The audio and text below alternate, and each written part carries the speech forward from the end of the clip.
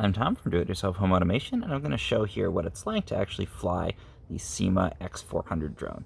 Syma sent me one of these to check out, and it's about $55 on Amazon. I'll try to include a link down in the description, but I want to show what this is like to actually fly.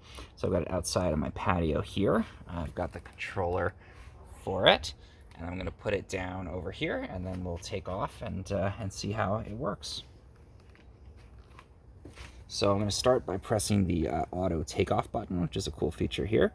And then I'm just going to use these remote and go side to side here, and then backwards and forwards. And this will go up and down. And then to pivot the drone side to side, kind of like a yaw function, I can do that. So I'm going to take off. You can see it's pretty stable in flight, pretty easy to fly. I'm going to bring it back towards the camera down here. You can trim it so that it doesn't drift from side to side, but I can go up, down, can yaw and spin around here.